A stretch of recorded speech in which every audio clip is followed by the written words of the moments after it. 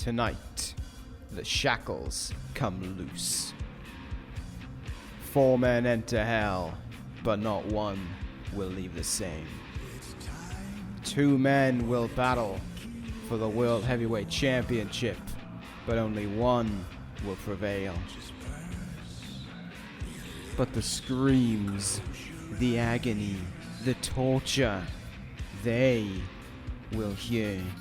The walls will hear as Fiend, man, ringkampf, and fighter step in. And when they emerge, their lives will be changed forever.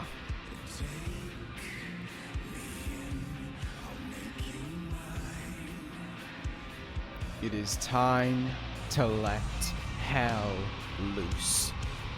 It is time to become a prisoner of the confines of the cell.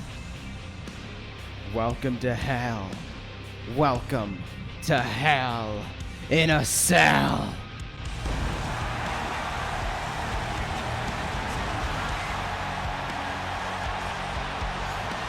Hello everyone and welcome to hell in a cell. From the American Airlines Center in Dallas, Texas, we are wasting no time this evening because the cell came calling.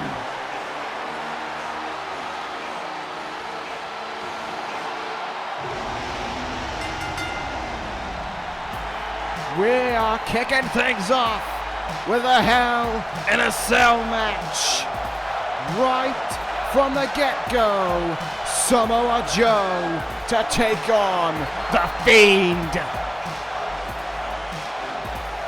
Stacked house here in Dallas as we prepare for 2 matches within the confines of the Hell in a Cell structure, and one of them is to come our way right here, right now. Samoa Joe called out the Fiend, but did he know just what he was about to get into? Did he know what he was prepared for? And did the message sent from the Fiend on Monday Night Raw send enough of a statement to Joe to put him in his place? We will find out here tonight. We are ready to go. Red hot crowd. And Samoa Joe is about to meet the man who wants him.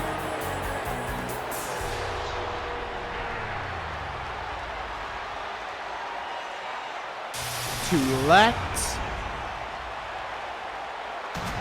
him in.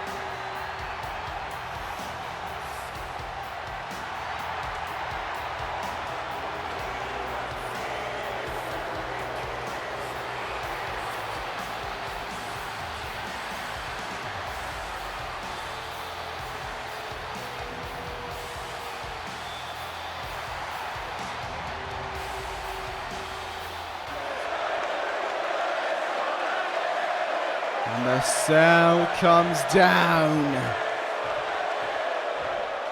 The bell rings and Hell in a Cell can begin. A special red looked cell for this one. The Fiend requested it. So says Bray Wyatt. So the walls could be decorated with the blood of all who have fallen to him. Well, it's the Fiend who just fell to Samoa Joe. Clothesline for Joe. Fiend comes off his feet early on. Oh, but just shrugs it all off like it's nothing. Samoa Joe, though, coming back. Clothesline sends over the top rope and into the cell wall. Goes the Fiend. He is down, but look at how quickly he gets up to his feet. Oh no. Oh no, it's Joe going into the cell. And into the steps for good measure as well. This is where the Fiend will be at his most dangerous. Now a back of Joe going into the cell. And head first, once again into those steel steps as well. So Joe may be one hell of a fighter, but the Fiend is unlike anything he's ever faced before. Into the, oh my goodness, the third time Joe goes into the steps.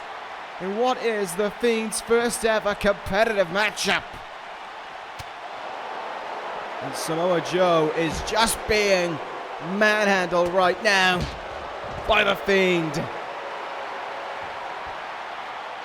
Right hand there. I think Joe hit the cell as he was tripping over those steps as well. The Fiend rolling them back into the ring now. And Joe, credit to him, he's getting up to his feet here. Oh, but it's not a good look for him as the Fiend just throws him across the ring like he's nothing.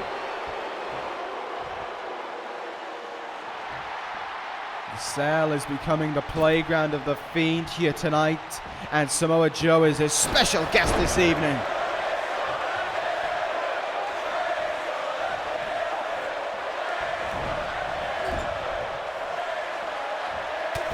In the corner now, just vicious elbows. Samoa Joe had his start. He took the Fiend off his feet, and that's all that he's been able to do since.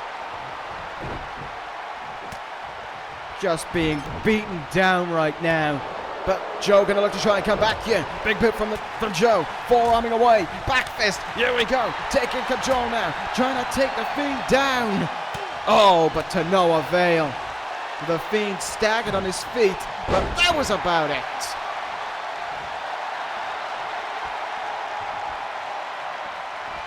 Uranagi slam sent him down with authority there. And now it's Joe sent over the apron. Oh, but not to be sent into the cell, but to be sent back into the ring with a firm suplex there from the Fiend. Big stomp in the gut there as well. Joe shrugging off that kick in the back though. Joe's taking a beating, but he's continuing to fight on during it all. Spinning back fist, the Fiend looked like he just shrugged it off the ropes. Oh, couldn't get the belly-to-belly suplex there. The Fiend just so powerful, stopping him in his tracks and hitting a T-bone suplex.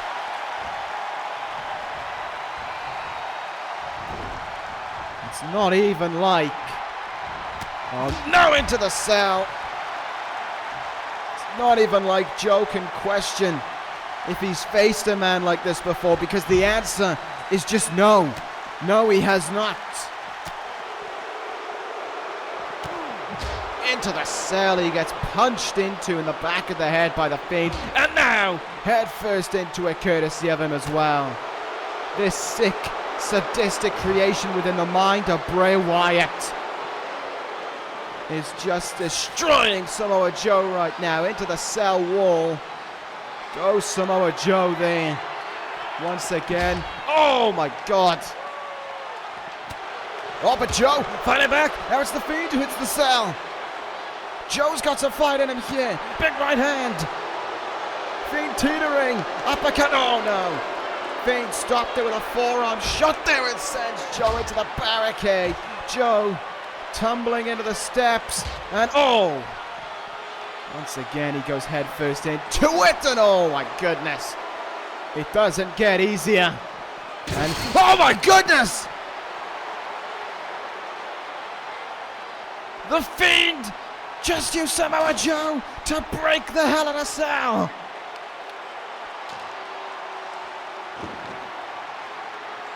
One of those chain-linked fences just gave way under the weight of Samoa Joe being sent full force into it as a result of the Fiend.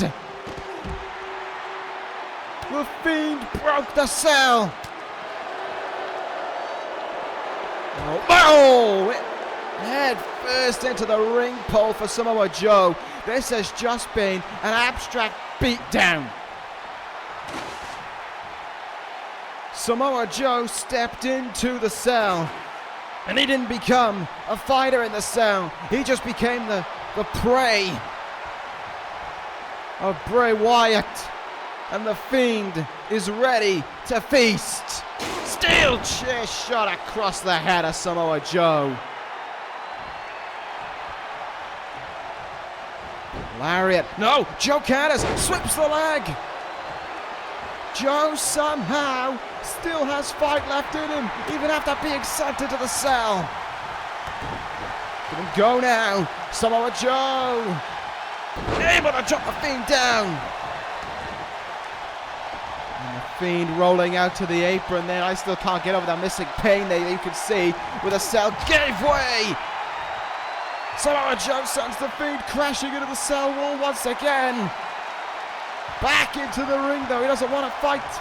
Just outside of the ring where the Fiend has dominated this matchup. He's got a plan for him inside of the ring. Steel chair shot to the top of the head of the Fiend. Samoa Joe now, what is he going to do here? Oh, wait a minute. Wait a minute, you mean to tell... Samoa Joe setting the chairs up. Concerto from Joe.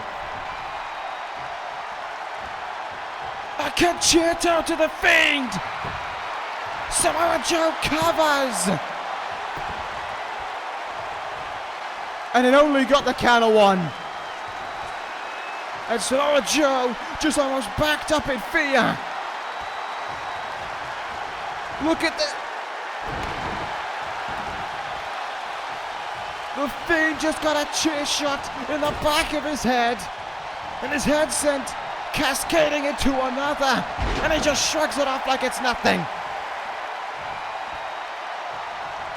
Oh no. Oh no. The walk begins. And imagine looking up to seeing that. Looking at you.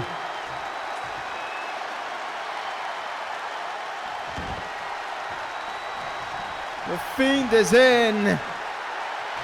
Sister Abigail to Joe.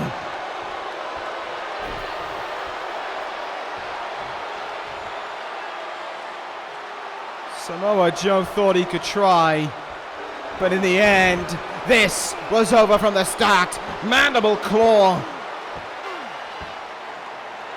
And within the confines of the Hell in a Cell, Samoa Joe passes out. The Fiend has won it.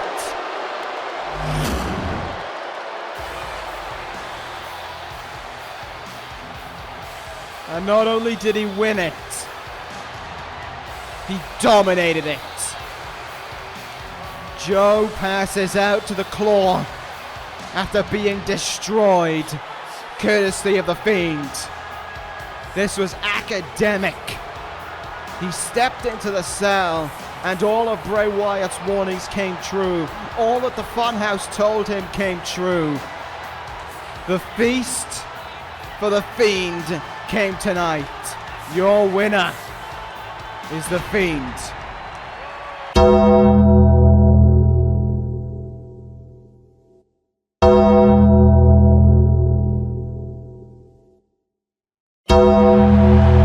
It's the Undertaker with a threat to the Fiend.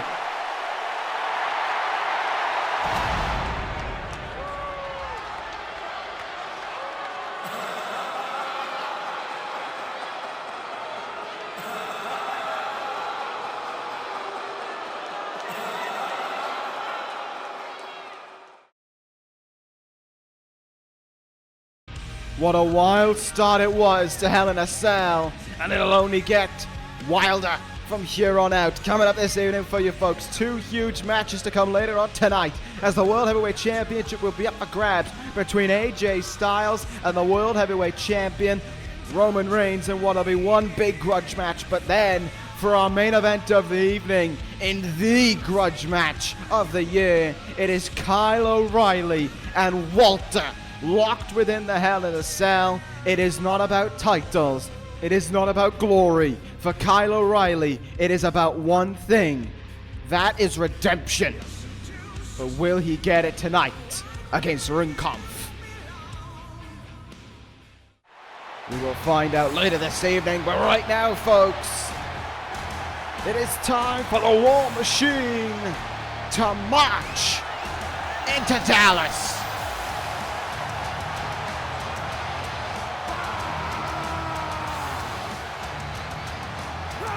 Let the war reign on as the Raw Tag Team titles are up for grabs. War Machine to face Supremacy for the Raw Tag Team titles. War Machine, the only real team in town ready to take this shot by the scruff of the neck, and they made sure that they took it. They went after Supremacy, who believed that War Machine were finished, who believed that some infighting would be the end of this group. It only made them stronger.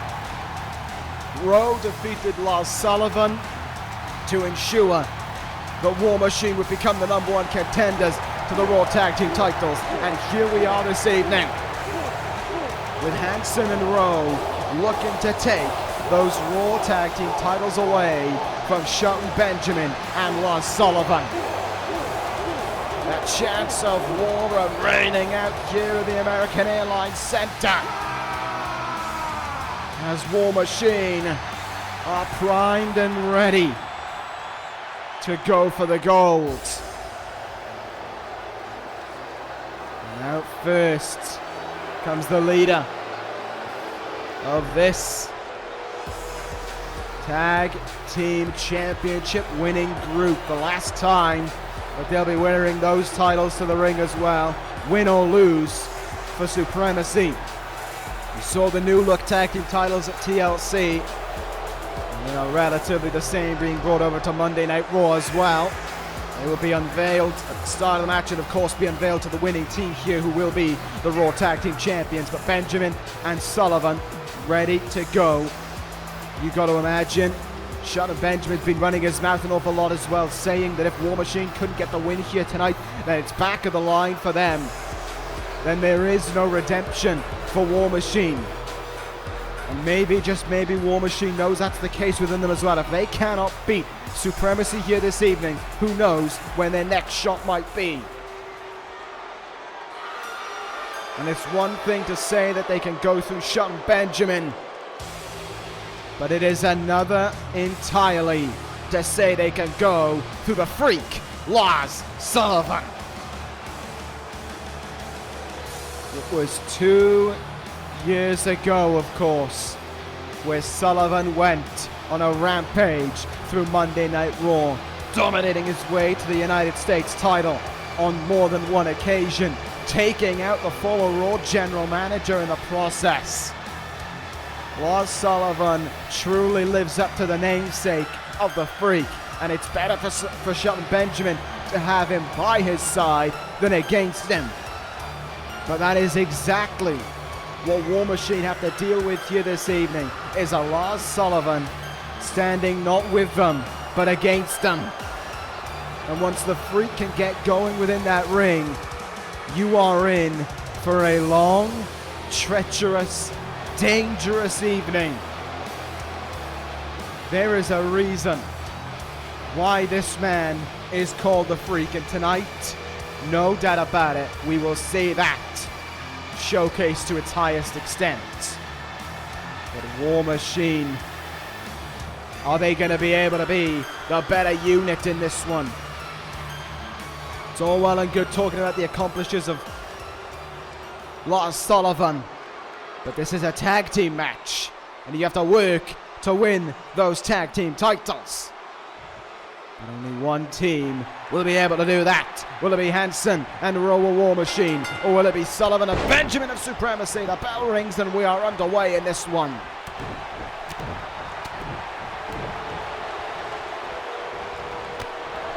And straight away, the horses come out fighting. Back body drop though from Sullivan early on. Neck crank follows up as well, and Hanson goes down. So here we go in the turnbuckle. Sullivan with the big clothesline there, counter made by Hanson there. Nicely done, off the ropes he came, but just ran into the brick wall. That was Sullivan, who was barely phased by a clothesline. Sullivan ducks out of the way now. Look out, Sullivan in, powerbomb maybe. No, Hanson puts a stop to it there.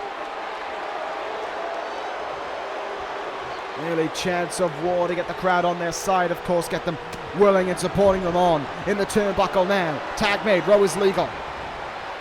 Let's see what War Machine will do here. Oh, shotgun drop kick from Row. Bronco Buster from Hanson. Innovative tag team offense from the War Machine as Row is legal. And the Trader chops there right away as Sullivan comes right back into the fight. In the corner now, tag is made. Benjamin now the legal man in this one. Big kick in the gut from Shelton Benjamin onto Row here. It's been the MO of Supremacy to kind of target Row, to call him the weak link of War Machine. As a result of War Machine's about a month-long issues that they had with one another. And it was Hanson who, when War Machine went to war and fought each other, who left with the victory. And that, in Supremacy's eyes, was an advantage that they could use to start calling Row the weak link. It was why they made Row fight Lars Sullivan. Because in their mind, Row is the easier of the two to take out. And maybe, just maybe, Shelton Benjamin is proving that point right now as he controls Row right here in the ring. If you have to ask me, there is no weak link in War Machine. Supremacy will do all that they can to try and make you think there is one. Hang on a minute. Sullivan from up high. Good God Almighty! Big time double team maneuver there. Sullivan in for the cover. There's two. Could have been three. Referee took some time to start the count there, and that may have been the advantage that Row needed to kick out in time. Look at the strength of Sullivan now. Row is getting hurt here, and Sullivan is just proving what I said before this match started about how dangerous it is to be opposed to the Freak. Just vicious, brutalizing knees into the side of Row's head there. And now in the corner, tag is made. Benjamin is legal again. Good tags from Supremacy here. They've cornered off the ring. They've sectioned off War Machine, and they have just controlled this match. They have made Row as far away from Hanson as possible. Here we go now. Benjamin wrenching that arm back. Devastating hold there, and there's Hanson coming in to make the save.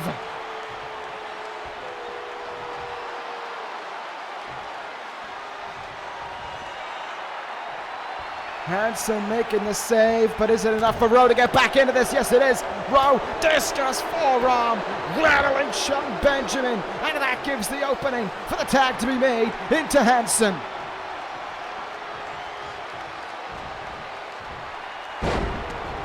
And now here goes Hanson. Saito suplex on Benjamin, big lariat. Benjamin came up with the counter there, big clothesline. Hanson moves out of the way now. Irish whip off the ropes, spinning sidewalk slam. Cover is made in the middle of the ring by Hanson. It's only good for a count of two though. Look at that though, the eagerness of Hanson. Going straight into another cover, but it's only good for one. Hanson staying on. Shelton Benjamin here the best that he can. Oh, look at that.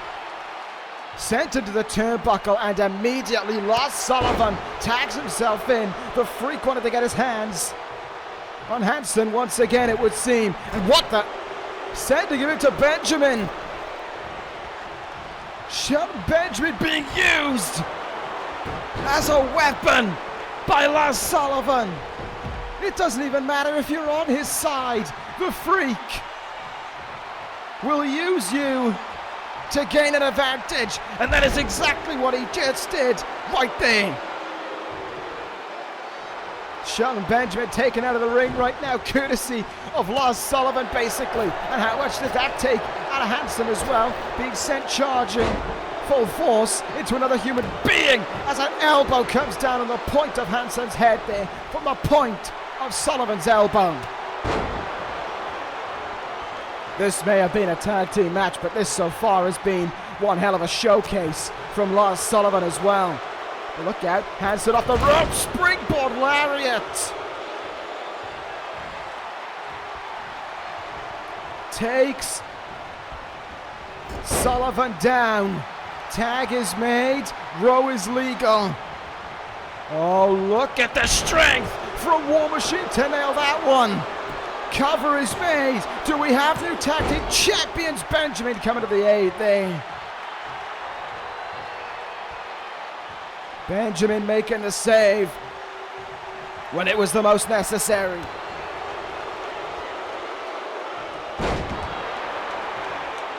And again, that just devastating strength of Sullivan is showcased on Rowe as Rowe gets sent shoulder first into the ring pole there. Now, this is not looking good for Rowe at all. Up and down with authority. Lars Sullivan has just controlled this matchup from the very get-go here. He has controlled War Machine for the majority of the time he's been in the ring. That goes to show you how dangerous the tag team champions are because of Sullivan, who comes in with a diving headbutt onto Rowe. And that could lead into the Freak accident. Or it might be Shelton Benjamin who will look to finish off Hansen. Benjamin legal again. Supremacy's tagging in this contest has been on another level. They have worked together extraordinarily well. Shelton Benjamin's game plan might come to fruition, and Supremacy might be about to retain the tag team titles. Pay dirt! Pay dirt for Benjamin! 1, 2, and on! I don't know if Hansen made the save, or if Rowe kicked out at 2. But what I do know is the War Machine is still alive in this matchup. Oh, big kick in the face there from Rowe. Big forearm follows up as well. Rowe desperately in need of a tag, if you had to ask me, into Hansen. He just has not been able to deliver in this matchup quite the way that Hansen was able to. And that's not calling Rowe a weak link. That's just saying that in the same way that Sullivan has been able to control this match for Supremacy, Hansen seems to have been able to control it for War Machine. Good flurry of maneuvers there from Rowe. Tag is made, Hansen's legal. And Benjamin in trouble in the corner as Hansen gets sent into him, not once, but twice. Hansen the legal man now. Here we go. Nothing flashy, just effective with that suplex there. Sullivan wanting in, Benjamin close, just not close enough before Hansen put up the stop. In the corner we go again. Nice thinking here from War Machine. Quick and frequent tags, knee in the face, Larry in the back of the head, Benjamin goes down. And now, War Machine targeting Benjamin. Right hand to Sullivan. No, Sullivan coming to the counter. Forearm shot by Sullivan. The Freak is going to the top rope. Sullivan from up high. Oh, Rowe moved out of the way. Rowe moved out of the way. Forearm in the face of Sullivan. That forearm rocked him. And now a brutal knee in the face from Rowe. Sullivan on the outside. Benjamin might not know where he is in the ring. Knife edge chop to set him up. The tag is made. War Machine are in. Wasteland. Hook of the leg. We've got new tag team champions.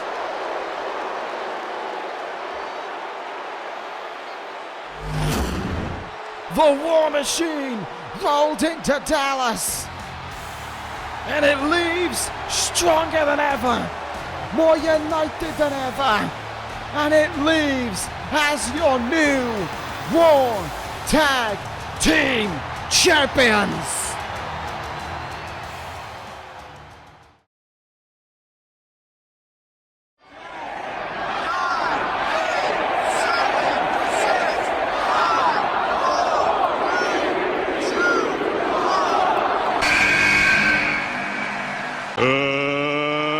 Let's get ready to rumble!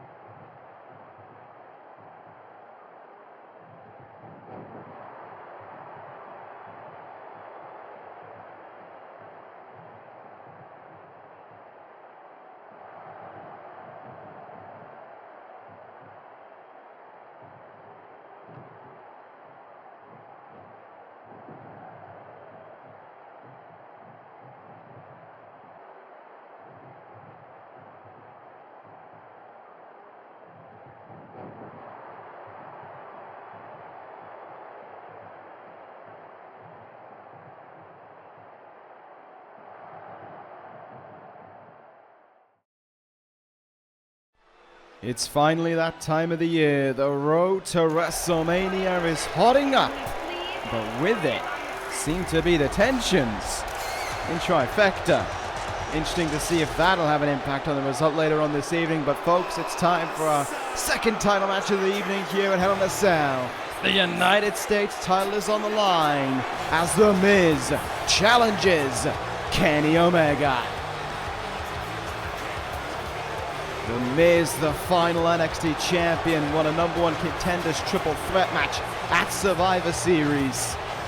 And with it, decided to use his opportunity to go after the United States champion, who at the time was the Bruiserweight Pete Dunne. However, Kenny Omega challenged Pete Dunne to a United States Championship match between Survivor Series and Hell in a Cell, was victorious and captured the United States Championship and led The Miz to believing the Monday Night Raw, as he has believed now for a long period of time, on a number of brands, was screwing him over and screwing him out of a job. Well, The Miz believes here tonight there will be no more screw jobs going on. There will be no more talk of being screwed over, because he will take down Kenny Omega and he will leave as the new United States champion. And by the time he's done, Kenny Omega will just be another name on the list of people who tried to screw him over. Saw The Miz on Raw trying to get under the skin of the Best Bout Machine when he took the United States Championship from Kenny Omega's locker room and came out to the arena for his match with it around his waist. But he ran off when Kenny Omega made his way out, and he left the United States Championship in the ring for the champion to recover. Kenny Omega telling him it was the last time he would get his hands on the United States Championship. But Dallas rising to their feet for that very man.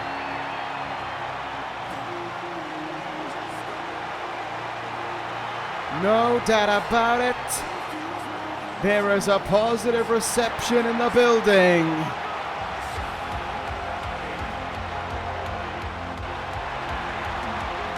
For the United States Champion.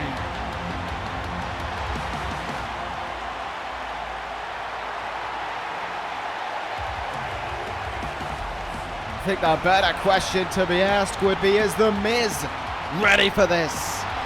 He has assaulted Kenny Omega on more than one occasion. Smashed him across the head with his own championship belt. Stolen his championship belt. But now the time comes. Now the day has dawned. Where there is no more sneaking around. Where there is no more thievery. He has to stand toe-to-toe with Kenny Omega. With nowhere to turn to. Nowhere to run away. And with only one goal in front of him. And that, of course, is to become the United States Champion. Kenny Omega looking ready and raring to go, however. He is ready for this match. He's ready to hold on to that United States Championship. Ready to leave with that title still around his waist and to prove that it was more than just a flash-in-the-pan victory over Pete Dunne that led him to that title, that he is ready to be the United States Champion for some time. As The Miz takes in the negative response towards him, trying to get under the people's skin, Kenny Omega will have a reception come his way from the Dallas faithful. As the United States Champion is ready to go here, ready to look to defend that championship against The Miz. One title has already changed hands here this evening. Could it be a second title change here at Hell in a Cell? We're about to find out. There's the challenger. There is the champion. And now will be the sound of the bell ringing and this matchup getting underway. Both men running into the middle of the ring to meet one another right there and then. And The Miz coming in with left-hand shots right away, putting Kenny Omega into the turnbuckle, but he just came charging out of corner punches already. Can only nail 3 of them before Kenny Omega pushes him out of the way there. And Omega went for a dropkick to the knee. Miz evaded it. And The Miz starting off hot here, and Dallas doesn't like it one bit. Miz with a big flapjack there, couldn't capitalize though. Big boot, no one home. Dragon suplex from Kenny Omega. Early cover in this matchup. Good 2 count from the champion. Miz definitely caught off guard by that dragon suplex, and that could give an opening for the 2-time King of the Ring winner. Super kick there from Kenny Omega. Only the 3rd man in company history to win the Intercontinental, the ECW television, and the United States title as he looks to retain it here tonight. The Miz kicking at it too again, and you can definitely sense that there is an anger within Kenny Omega right now, that he is frustrated at all that has happened in the build-up to this pay-per-view, to this matchup against The Miz. And as he sends him to the corner with extreme force, he is pulling the trigger to let him know, he is pointing the gun to let him know the one-winged angel is coming his way, but he took too long. Miz counters, and Miz getting out of the ring right away. Maybe talking through some plans with his wife Maurice there at ringside, talking through a game plan as Omega recovers. Miz looking at him outside of the ring. And Kenny Omega is going to come chasing after him. Miz here being chased down by Omega. Back in the ring we go and all. Miz getting in just a split second before him allowed him to capitalize. He knew what he was doing there. He goaded Kenny Omega into his plan, and it panned out just the way he wanted it to. Miz in now, using the ropes for that assisted sit-out powerbomb, and Miz almost became the United States Champion, but almost is not quite enough. Omega rolling to the apron now. Miz in position to capitalize. Took too long. Omega makes him pay. Kenny Omega with a springboard dropkick back into the ring. And here goes the best bout machine. Miz, you can't escape. Omega in. Moonsault. Knees are up by Miz, and it looked like it hit him in the face as well. Roll up from the Miz. Angled it wrong though. Kenny was just going into the ropes there. The Miz using it to his advantage to stay on him, the final NXT champion, looking to become the next United States champion. Takes Kenny down with the big boot, and again he goes to ringside again, standing by the side of his wife Maurice. Either goading Kenny in to come into the outside again, or maybe they are talking through the game plan. Kenny came at him with a fit of rage there. Miz countered, and there's the clothesline in the corner. And the A-lister has Omega down right now. And it's Miz in control of this match, physically and mentally as well. Kenny Omega is following to the whims of the Miz right now. Armbar stitched in. Omega will break his way out of it. And now he's got to try and capitalize from it as well. Here we go. Looking to slam him down. Miz counters, reverse DDT. Say what you like about him, and believe me, I have said plenty about this man. He certainly can showcase his in-ring talents. As I believe the knee just came down on the face of Kenny Omega there. Omega slow to stir back to his feet here. Miz sends him in the corner, and another corner clothesline connect. Kenny Omega is in deep, deep trouble. Miz on the second rope here. Once again, Omega, I don't think he knows where he is or where the Miz is, as he comes in with a double axe handle. Oh, come on. Oh, no. Come on. You wonder why people do not want to respect the Miz. It's for actions like that, removing the turnbuckle pad, but Kenny Omega's not going to let him capitalize. Omega coming back here. Super kick, and down goes Miz. Miz was going to try and send Omega into the turnbuckle pad there. That exposed steel rung, but Kenny Omega has denied it. Basement drop kick, cover from the champion to retain, and it's not enough. Miz gets the shoulder up in time. Referee should really try and get an eye on that exposed turnbuckle rung there, because that could be dangerous. Anytime Miz counters, he could use it to his advantage. Roll up from the Miz. Do we have a new US champion? Oh, so close. But again, Omega able to kick out at 2. That's how wily, that's how sneaky and underhanded the Miz can get. And now the referee has noticed it. But as he goes over to one, the Miz is taking off the other. Staying one step ahead of the official here is the challenger. And I don't think Kenny Omega knows that turnbuckle rung is exposed either. Referee certainly doesn't. He hasn't copped eyes onto it yet. And the Miz has Kenny Omega in position. And with kicks right in the chest and across the head. The Miz has dominated the mental mind game of this match, and Kenny Omega almost had to say goodbye to his US title right there and then. The Miz has controlled the mental mind games of this matchup, and Kenny Omega just hasn't been able to find himself in this match, to get himself on the same wavelength as the Miz. Miz always staying one step ahead in this scenario. Big boot, no one home. Here goes Omega, back suplex. Miz counters it. Great counter there. No. Oh, Omega! Into the exposed turnbuckle pad. Referee didn't have eyes on it, and he can't disqualify the Miz for using it either. No! Face first goes Omega now. Come on, ref. Dallas, with audible boos being let out, because they're realizing that the Miz is chinning his way to the US title. Snake Eyes on the turnbuckle now. Surely this can't be it. Omega down. He might be out. Miz looking to end it. What? That's Jay Lethal's team. Jay Lethal's team.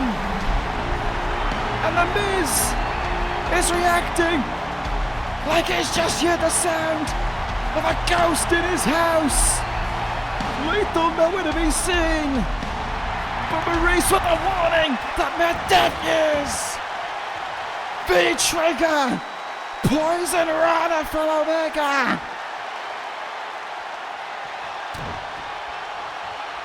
And on the cusp of defeat, he finds one winged angel. Kenny Omega retains. I do not know where Jay Lethal's team came from. I do not know if Jay Lethal was supposed to show up or not. But it seemed there was one man who was ahead of the Miz in the mental mind games tonight. It was not Kenny Omega, but it was an old rival of the Miz in Jay Lethal. And it is Lethal's distraction that leads Kenny Omega to remain the United States Champion.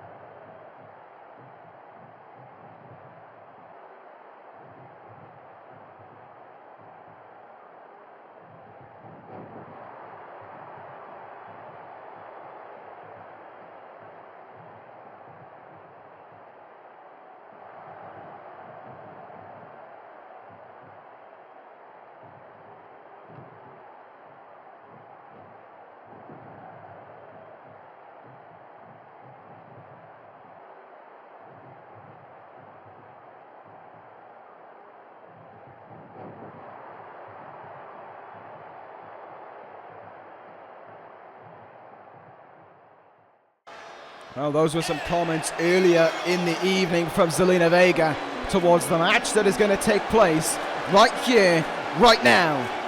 As Zelina Vega believes that a new ace is dawning on Monday Night Raw, as Andrade Cien will now go one-on-one with the ace of the universe, Hiroshi Tanahashi.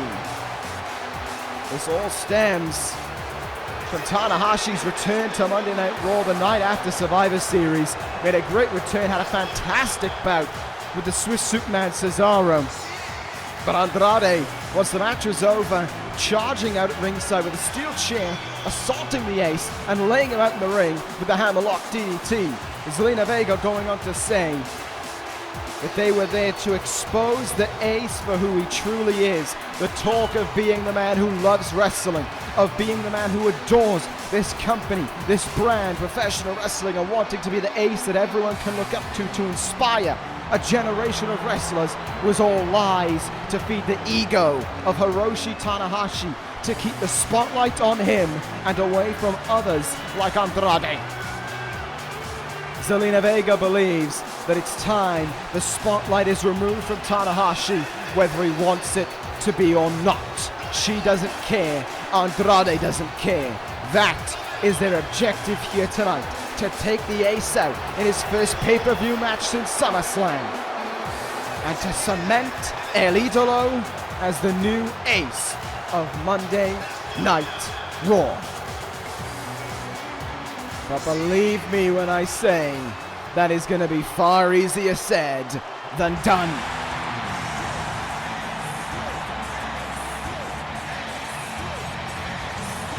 A big response from Dallas for the ace. Hiroshi Tanahashi making his way out here this evening. And the crowd on their feet to welcome him. So here comes Tanahashi, ready and rearing to go. And the crowd by his side as he makes his way out as well. Andrade watching on at ringside. But say what you will for Andrade and Zelina's sake about trying to say that this man is a lie, is a fraud. For one, I believe that everyone does not believe the words of Vega and Andrade. But for two, to these people, Andrade is in the wrong because Hiroshi Tanahashi is the ace. He is the one they look up to. He is the one that has inspired everyone. He is the once-in-a-generation talent. He is deserving of being named the ace. And tonight, he's going to take that to Andrade in what, grudge match aside, beliefs aside from both men, will be an absolutely stellar professional wrestling match if you had to ask me. Tanahashi eyeing up an early kick. Andrade didn't flinch to it, but he flinched to that one because that one, Tanahashi got flush. Forearm shot now from Tanahashi and Andrade. And here we go, kicking things off. Tests of strength in their own way as they strike down on one another. Big open-handed palm strike there from Tanahashi. Kicks in the guts coming in from Andrade now. Tanahashi comes up the counter. Irish whip up and over the top rope. There goes Andrade. Cannon them by Andrade now. Up on the top rope. Incoming Hurricanrana. Big counter from Tanahashi on his shoulders. Powerbomb incoming maybe. No, I don't think the ace got settled. I don't think he had a good stance with Andrade on his shoulders. He couldn't get square in order to be able to hit that power bomb. Andrade got his way out, but Tanahashi coming in with body shots right now. Here goes the ace. Dragon screw leg whip. And slamming the leg back as well. Tanahashi may have been out for a number of months, following up from SummerSlam, but in the ring right now, he's showing that he hasn't missed a beat. Oh! But he did miss that senton splash as Andrade gave him a huge dealing of knees. Powerbomb attempt from Andrade. Tanahashi gets himself off the shoulders and comes in with both arms, taking down El Idolo there. Here we go, early submission attempt from the looks of things from the ace now. Tanahashi in, Indian deathlock applied here on Andrade. Trying to force El Idolo to tap out. Andrade not in a good predicament. The closer to the ropes he is, Tanahashi is in the way of things. Zelina Vega watching on as Andrade with a big right hand gets himself free there. Nice open-handed smack as well into the chest of Tanahashi. Oh, leg is caught by Tanahashi again though. And a single underhook suplex sends Andrade down, but look who's getting involved. Zelina Vega running him out at ringside, and Tanahashi, who's had plenty out of her over the last few weeks, getting in the face of Vega as well, goes charging after Andrade, but the distraction paid off there. The knee was up in time from El Idolo, and Andrade can take advantage here. Fireman's carry, slam into the mat, hooks the leg, cover is made to beat the ace. It's a kick out of two.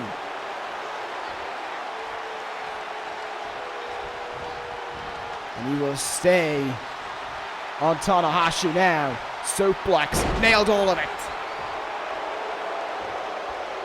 And Zelina Vega's distraction has panned out just the way that Andrade would have wanted it, because Tanahashi's on the back foot and he is sent to the outside.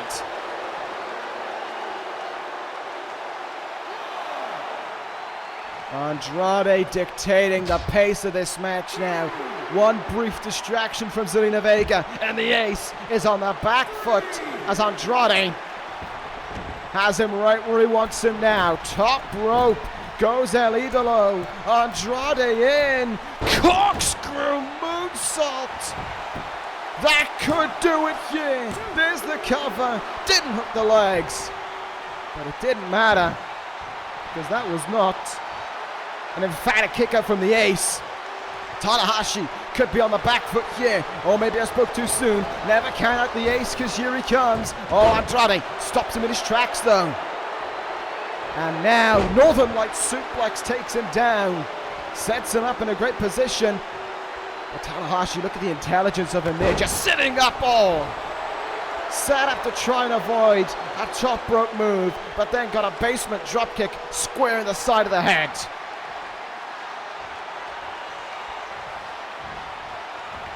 Kind of made there by Tanahashi. Nicely done. Suplex. Driver connects on the ace now. Now he has the leg hooked. Cover on Andrade, but it's only good for one. The youth of Tanahashi really proving itself there, as this is what it's going to come down to. Youth versus experience. Twisted shout. Oh, but Zelina Vega distracting. Andrade went for a big boot, didn't get it. But now, crucifix roll up, yeah. Cover is made. And Tanahashi kicks out at 2. Andrade able to shrug off the twist and shout right there and then. But was that maybe just momentum that brought him back to his feet?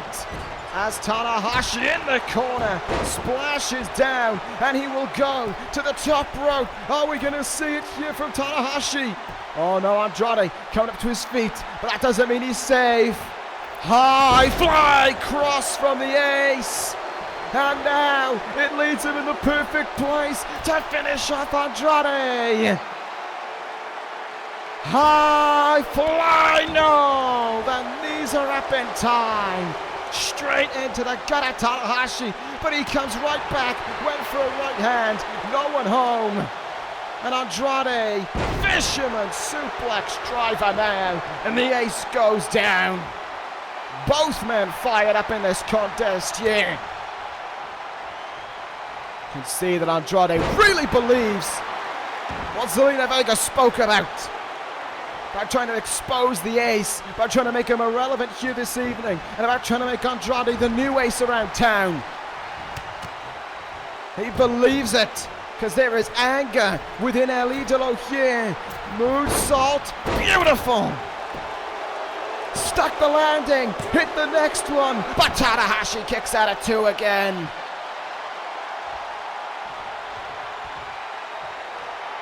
Like I said at the start, say what you will about the build-up to this contest, about the disrespect from Andrade and Zelina Vega towards Hiroshi Tanahashi, about the attempt to jump Tanahashi on the past episode of Monday Night Raw.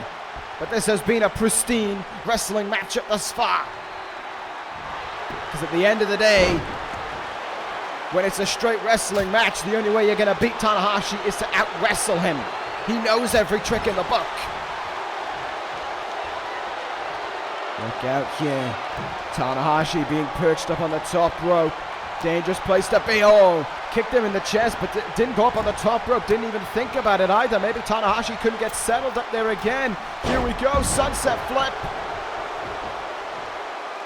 And Tanahashi seeing that as an opportunity to go up to the top rope here. Tanahashi trying to get himself in place. He can't get his feet. He can't get his balance on the ropes just right. Taking too long to get set up. And Andrade made him pay. Tanahashi just couldn't get his footing right. Andrade makes him pay. And now Andrade from up high. Are you kidding me? The cover is made. But Tanahashi kicks out again. That could have been enough right there and then. But Andrade now looking to finish this off. Looking to pummel the ace, to beat him down, to force him to accept defeat, paintbrushing him. And now he looks for the finishing blow. Now he'll look for the hammerlock DDT here. Has the arm. Oh, but Tanahashi stopped him. Tanahashi stops him in his tracks. In the corner goes Tanahashi, corner to corner, no. Backbreaker from the ace now, the former world heavyweight champion, coming back in this match, and he's not going to look for the high fly flow. But the cloverleaf is locked in. Cloverleaf from Tanahashi.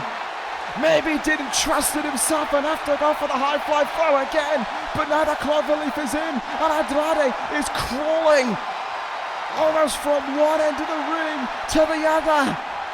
Desperate to make the ropes. The cloverleaf is locked in. Andrade, can he make it to the ropes? Yes, he can! He crawled across the ring. He made it to the ropes. But how much did that take out of him to survive that long in the hold? Is there much fight left in Andrade? Back! Superplex from Tanahashi. And that question could be asked the same of the Ace. How much is there left in Hiroshi Tanahashi at this point? How much did trying to execute that cloverleaf take out of him? Here we go. Twist and shout from the Ace, using the ropes as leverage. And now a move that he debuted against Cesaro, a move that he has coined as the Ace Blast.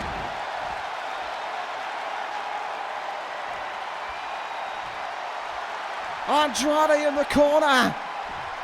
Basement dropkick from Tanahashi. It is looking like a picture-perfect buck of a Hiroshi Tanahashi ending. He strikes from underneath. He takes the worst that his opponent could dish out. And then the flurry comes the way to end the match. Tanahashi has the arm, counter made by Andrade. It's not over, not just yet. Tilt-a-whirl neck breaking out from El Idolo.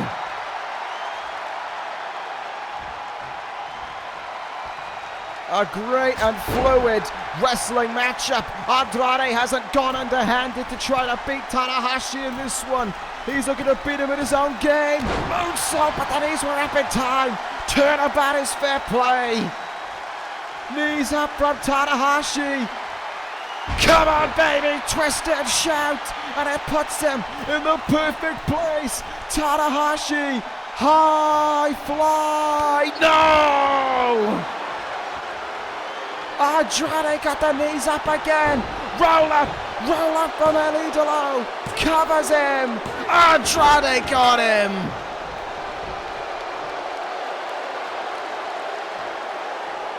But if you had to ask me, Zelina Vega's plan didn't come to fruition. The Ace wasn't exposed. Andrade may have beaten Tanahashi, but there is no new Ace on Monday Night Raw.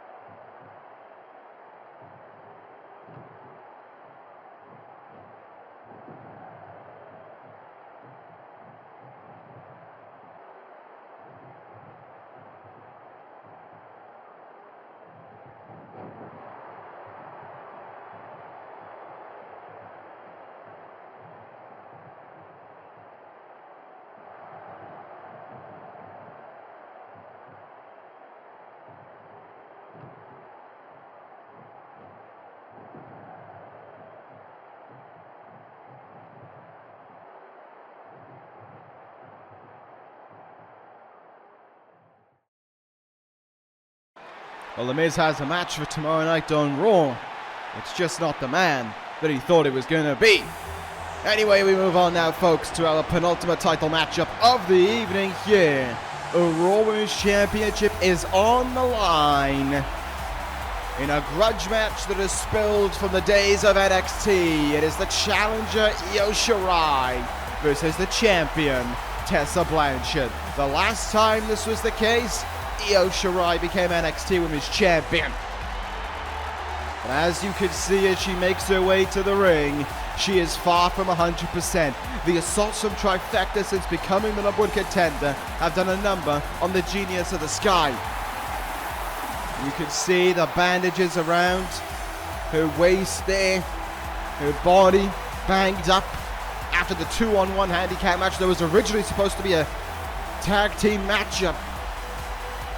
But Kairi Sane take it out or didn't show up. We still don't really know. I mean, Tessa Blanchard alluded to them taking out, but we simply do not know the answer for what happened with with Kairi Sane on Monday Night Raw. What we do know is that Io Shirai was after the 2-on-1 situation. She was defeated by Rhea Ripley, and she heads into tonight far from 100%, as you can see from the banged up ribs, which is exactly what this woman would have wanted. You can hear the boos rain out. And here she is, the longest reigning women's champion in company history. Tessa Blanchard making her way towards the ring. The leader of Trifecta, the first ever Women's Money in the Bank winner, and of course, the Raw Women's Champion. Tessa Blanchard knows exactly what she's doing. She is the brainchild of Trifecta. She is the intelligent force that leads it to be the dominant force that it is on Monday Night Raw here. But with Io Shirai opposed to them, with Io Shirai being the one that took them off of NXT almost a year ago, can she be the one to dethrone them from Monday Night Raw, even if she is not at 100%? And there is the challenger. She looks ready to go in this one, but the champion is displaying confidence that might not be matched from anyone on this show here this evening. You heard Blanchard earlier on as well. A little bit of tensions in Trifecta once again, maybe, as she told Rhea Ripley she pretty much put her in her place in the mindset of Tessa Blanchard, that she wanted to do this one alone. No Trifecta at ringside. Will that come back to bite Tessa Blanchard? We will find out. The Raw Women's Championship is up for grabs. There's no more blindsiding attacks. There's no more Trifecta advantage. It is Shirai versus Blanchard 2 for the Raw Women's Championship.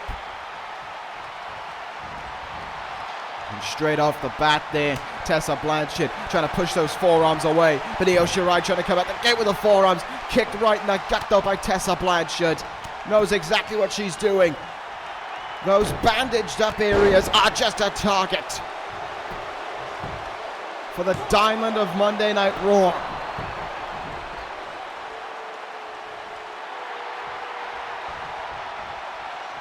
Look out now. Oh no. Right into the gut, those knees are going.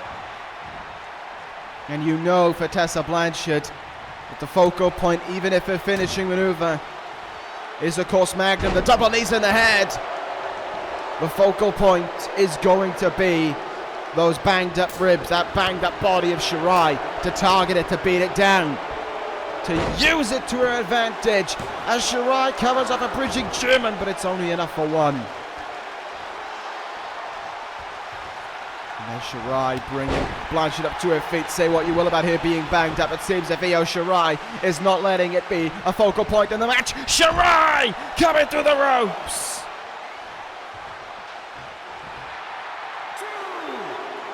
Suicide dive through the ropes there from Io Shirai, taking king of Blanchard. No matter how damaging it would have been for her ribs, as she comes in again with a crossbody. The damage being done on the ribs, but it's at Shirai's own doing. But how much of an advantage is she gaining from letting her body get banged up like that? The answer, maybe not much. Blanchard evades, pump, and a backbreaker. And the confidence of the champion just oozing through her mannerisms right now. Oh my goodness, look at the brutal mindset there of Blanchard, just stomping a hole in the chest of Shirai. Sit out spinebuster, covers made, and Shirai is still kicking out a one, credit to her. But now, she might well be getting banged up, and this might not be a good thing for Io Shirai. Backbreaker, neckbreaker, none of that is going to do any good to the body of Io Shirai. Cover after him to retain the Raw Women's title. Just not enough for Io Shirai to be put away, but Tessa Blanchard staying on her the best she can. Hard kick in the ribs, and look at that. Shirai falling to one knee there. She tried to get back up to a vertical basis, but her body just wouldn't let her. And Blanchard, ever the keen eye, knows that the damage is being done, and she is staying on Io Shirai like a shark hunting its prey.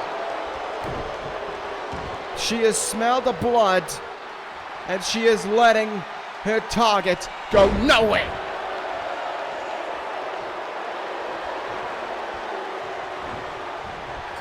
Shirai sent into the turnbuckle. This cannot be good. Wait a minute, Tessa Blanchard here. Oh, dumping a gut first down to the top rope. That's not going to do any favors. Oh, sliding knee strike as well from Blanchard.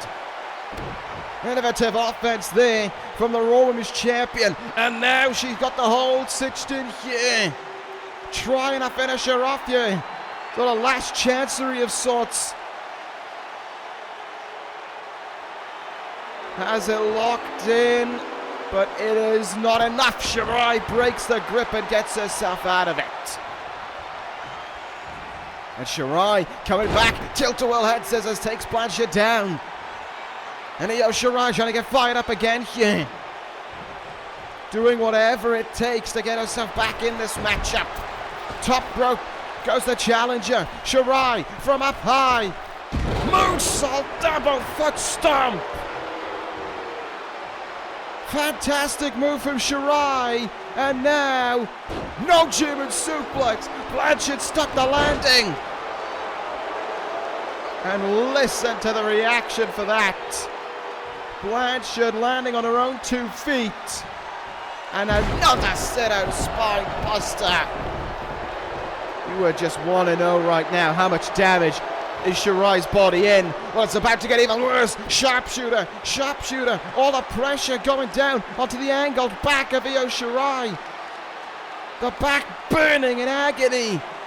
Will Io Shirai have to submit? Yes, she can make the ropes, but it doesn't look like she has the strength within her. Oh, she doesn't need the ropes. Shirai will break out.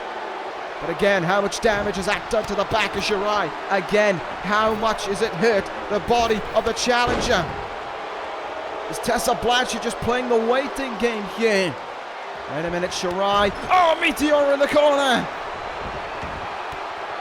Meteora. Shirai top rope. Could we be about to eat our words? Moonsault. Will history repeat itself? 1, 2. Blanchard kicks out of 2. Maybe too much of a desperation hope from Io Shirai, knowing that even though she could have hit it, she hadn't done enough to put away Blanchard, who's right back up to her feet, following up on that moonsault, and a suplex takes Shirai down. And look at the way Shirai just almost grabbing out for any hope of desperation there, any hope of support, but it's just not coming. Shirai is just getting beaten down here.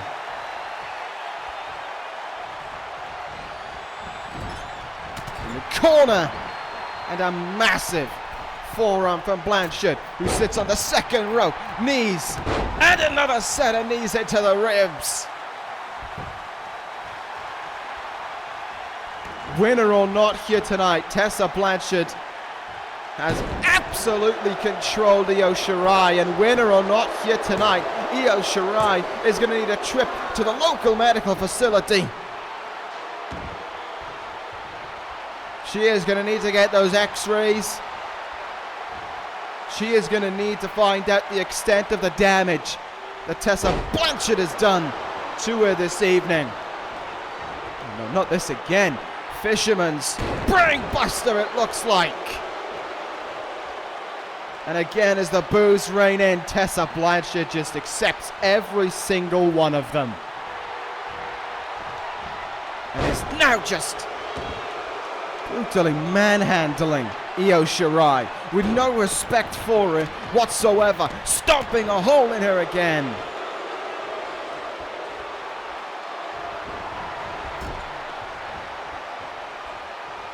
Almost 12 months ago, this was a back and forth matchup that Io Shirai was meeting Tessa Blanchard for at every turn.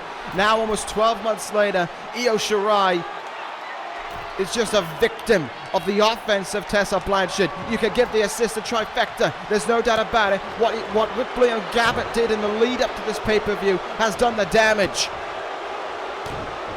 But it just goes to show the difference that a year can make between Shirai and Blanchard. But Shirai is still fighting back here.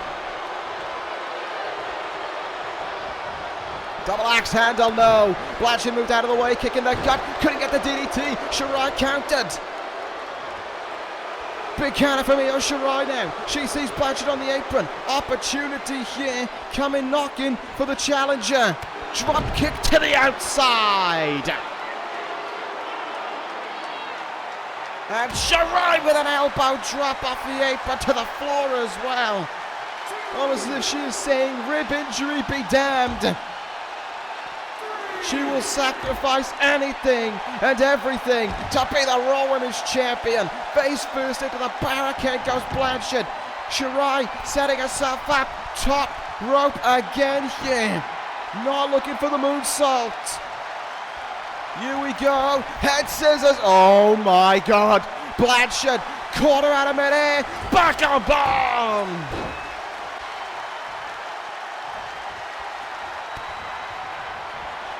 And Blanchard is in, hammerlock DDT.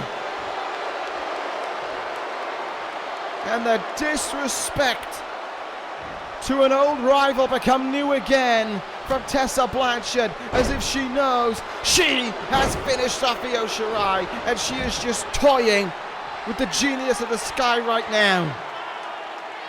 Shirai getting up to her feet here on the outside. Wait a minute, DDT, went for a DDT on the outside. Shirai came up with the counter in time. Shirai face buster on the outside. And a Hurricanrana as well. Takes Blanchard down. No. Shirai kicking herself to the top rope. Is this really the way to go about things? Shirai gonna sacrifice it all to be champion. Shirai. Oh, good God.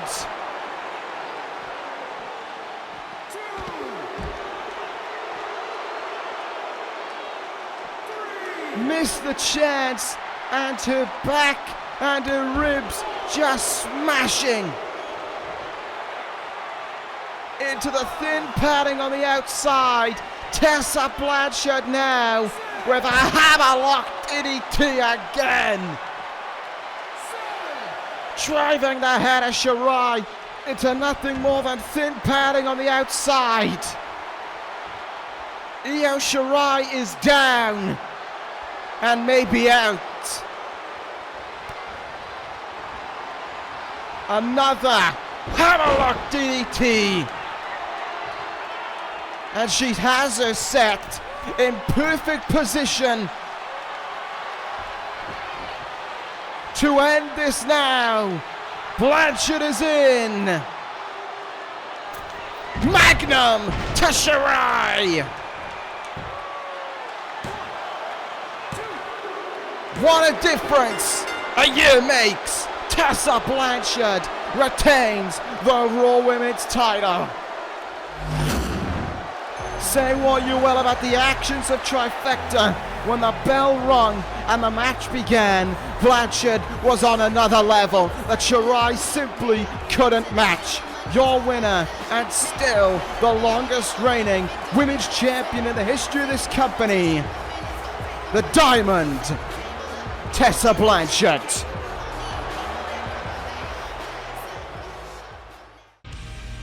Well, folks, there are 2 matches to go here this evening at Hell in a Cell, and it is time to get to our final title bout of the evening. It is AJ Styles versus Roman Reigns. Styles promised to start the phenomenal era on Monday Night Raw, but in order to do that, he has to topple the Roman Empire.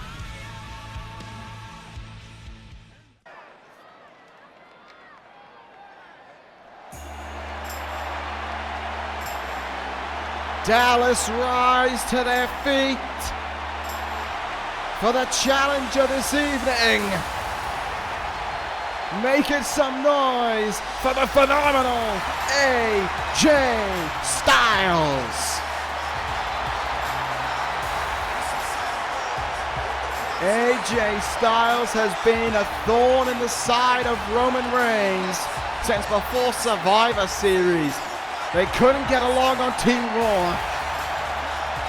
And AJ Styles saying to Reigns before that match even begun, if you do anything, I will walk out. If you do anything that I do not like, I will walk out on Team Raw. And that is exactly what AJ Styles did. Left Raw high and dry, walked out of them as the legal man, and said that he wanted the chance to be World Heavyweight Champion. Reigns wouldn't give it to him. Only if he would beat Roman Reigns could he get that match. And Styles beat him. With Styles clash in the middle of the ring after Reigns looked for a spear, AJ Styles defeated Roman Reigns and became the #1 contender. 2 weeks ago they signed a contract on Raw. And it was a similar reaction for the World Heavyweight Champion as well on that evening. But when they signed the contract, Reigns believed that if they had a fight right there, right then, he could take out AJ Styles. AJ Styles believed the same. Reigns dared him to try, and a phenomenal forearm to the outside laid out the champion right there and then. And that did not sit well within Roman Reigns, who this past Monday on Raw, during the main event of the evening, blindsided AJ Styles with a Superman punch and then a spear through the barricade to close out Monday Night Raw. Roman Reigns heads into this match as the longest reigning World Heavyweight Champion in the history of Monday Night Raw. But for perhaps the first time, Roman Reigns does not head in as the favorite. And I know I'm saying that I believe Styles is the favorite, but when you look at it on paper, AJ Styles has been dominating the mind games and has the in-ring victory over Roman Reigns. You add them all up together, the mental mind games between one another, heading into Survivor Series. What else does Reigns really have on AJ Styles? The attack on Raw, yes, I'll give you that one. But what else? Calling him a SmackDown reject? What does AJ Styles have? Playing with Roman Reigns' mind to a much greater extent, walking out on Raw, on Team Raw rather, at Survivor Series to frustrate that man there alone, challenging him to a match, beating him in said match, and then laying him out 2 weeks later with a phenomenal forearm. I'm not saying AJ Styles has Roman Reigns in the palm of his hand, but I am saying that this might be the most challenging defense for Roman Reigns thus far. Champion and challenger, full of confidence for this one. Ready and rearing to go. Reigns hands over the World Heavyweight Championship. Styles takes a look at it. One of these two men will be holding that crown by the end of this matchup. Will it be AJ Styles or Roman Reigns? We will find out. The time for talking is over. The time for action is now. The bell rings and the World Heavyweight Championship is on the line. These two men already know each other well enough. They had a near 15-minute match on Monday Night Raw that AJ Styles was victorious in. But what has that done for both men? How has that taught both men? What has Roman Reigns taken away from that match? What did AJ Styles learn from that match? Did AJ Styles learn a new way, maybe, to defeat the World Heavyweight Champion within the confines of that ring? Or did Roman Reigns find a way to ensure that it won't happen again? Duck under from Reigns now. Went for the big boot. No one home. Styles in. German suplex. Reigns comes up with the counter there. Big uppercut now from the World Champion. And another one. The right hand now, and all of a sudden AJ Styles early on backed up against the ropes here. Big boot, and the phenomenal one goes down. Don't forget, folks, that our main event of the evening is coming up next. The cell will be lowered once again. The black cell to imprison Walter and Kyle O'Reilly. But right now we turn our attention back to the World Heavyweight Championship matchup here. Roman Reigns went for a big right hand. Styles comes up with the counter. Spinning back fist. Here goes the phenomenal one right now. Pele kick. And Reigns goes down. Styles lining it up, and a huge flying clothesline takes the world champion off his feet again. AJ Styles, nothing flashy right now, just effective. Went for the frog splash, but the knees were up in time for the World Heavyweight Champion there. Reigns getting him up and slamming AJ Styles down, and now shoulder nerve grip applied here, wearing down Styles, trying to take away the phenomenal forearm as well from him early on. Styles not going to let that happen. Look at this already. Top rope goes AJ Styles here. Lying in wait for Roman Reigns. And he got him with a top rope hurricanrana. Styles just doing the right thing here. Just trying to stay on Reigns the best that he can. Making sure that there's no opportunity for Reigns to get back in this match. But that does mean that it's going to have to be a 100-mile-an-hour mindset from AJ Styles, who has a cross armbar here locked in. And you hear the crowd cheer when he saw Styles locking in, because they're just hoping that it could lead to a tap out here too early in the matchup. And I don't even remember the last time that Roman Reigns tapped out. Oh, went for a... Well, Roman Reigns went to grab the head of AJ Styles there. Styles moving out of the way, and time spinning back fist there. Nicely done from Styles. Great strength to get Reigns up on his shoulders here. And a fireman's carry cutter using the top rope to bring Reigns down on. Reigns sent to the outside of the moonsault. Off the apron to the floor from the phenomenal one.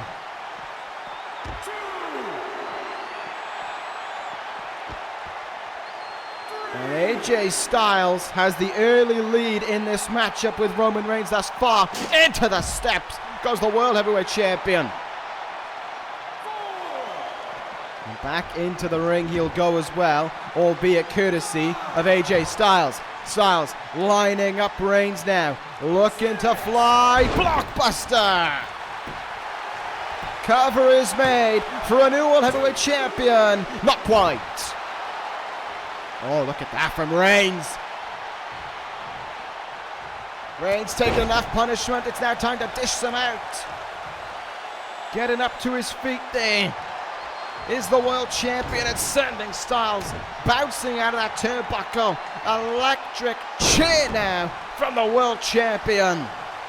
And Reigns looking for a big move here, looking for the Superman punch. And oh, Styles denied it. Styles denies the Superman punch and hits a tornado DDT in response. Styles now, he's going to look for the Styles Clash. Styles looking for the Styles Clash on Reigns. And no, Reigns denies it there. Back and forth counters from both men to very big moves that could have turned the match on its head. Styles dumping Reigns face first into the mat there as well.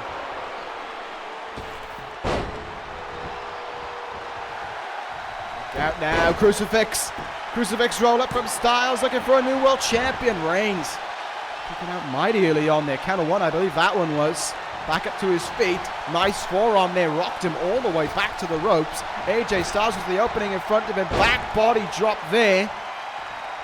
Lining it up, and oh, sliding forearm from Styles to a seated Reigns.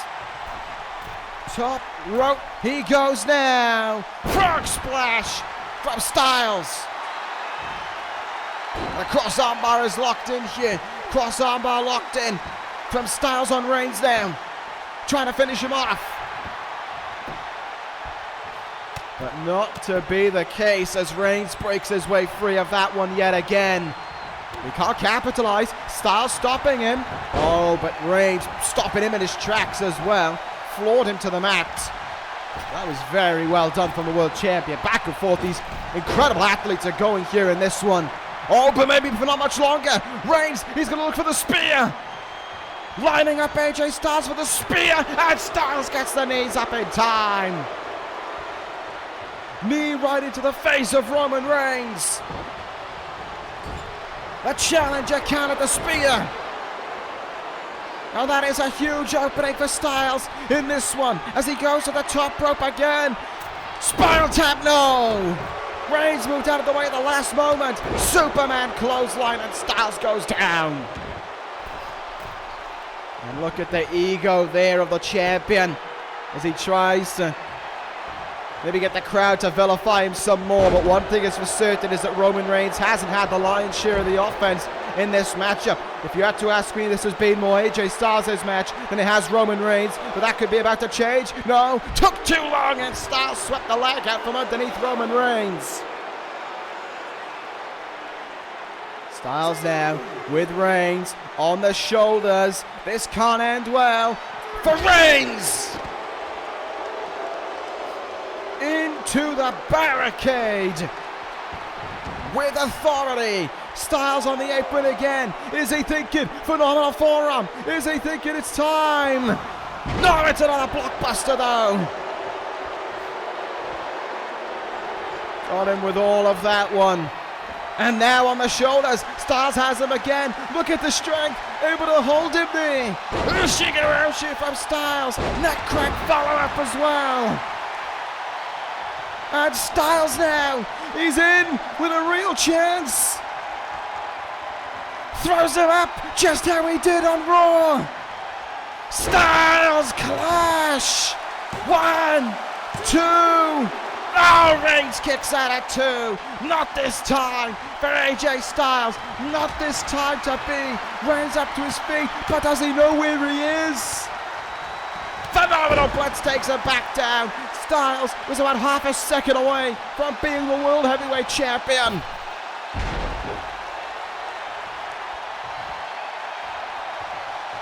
But he was just not close enough to finishing off Roman Reigns. And Reigns comes back with a forearm shot there. The champion from up high. Frog splash down onto Styles. Roman Reigns trying to make sure that people know this is his Monday Night Raw, and he is not letting go of it. Not now and not ever. Went for a belly to belly. Styles comes up with a counter. Arm drag. And a DDT to a kneeling Reigns. Styles just has his number. The world champion is not looking as dominant as he has in the past. Reigns has not been able to control this matchup for as long as Styles has been able to, and that should be warning signs going off in the mind of the champion, who could be just a few minutes away from losing the World Heavyweight Championship, which I'm sure everyone in Dallas would be more than pleased to see be the case. Irish whip, big boot. Nothing flashy about it, but certainly effective as Reigns now goes to the corner. This time, he'll line up AJ Styles. Will he get it this time? Superman punch from Reigns. And the lights may be out for the Georgia native. Reigns lighting him up for a second time. And for a second time, Styles gets the knee up on that spear. A second counter to a second spear attempt. AJ Styles once again having Reigns' number. Here we go. Hurricane. Oh my God. Oh my goodness. Top rope powerbomb. AJ Styles kicks out at 2. Somehow, some way. Oh, but that seems to have fired up. That seems to have initiated a second wind within the World Heavyweight Champion now, and he is taking it out on AJ Styles. Clotheslines, Superman clothesline follows up. Reigns loading up, cocking the shot for a second Superman punch onto AJ Styles. But no spear attempt in sight, not yet anyway. Reigns takes Styles to the ropes here. Clotheslines him up and over to the outside. Roman Reigns lets Superman fly!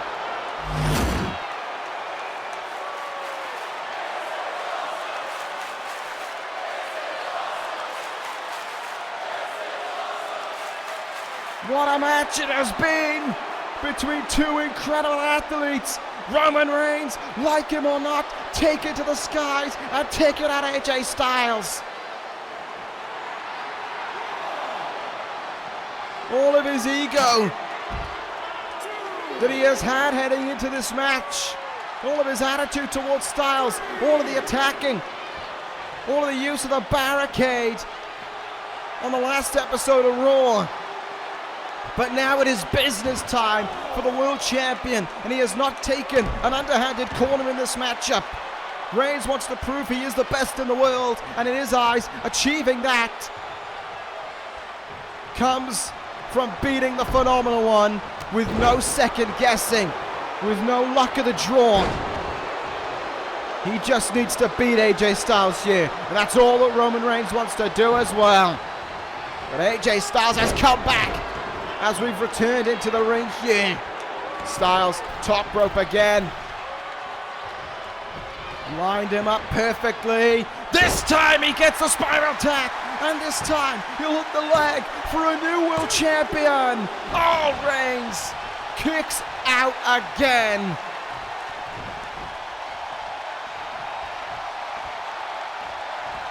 Styles getting a big run up for that clothesline.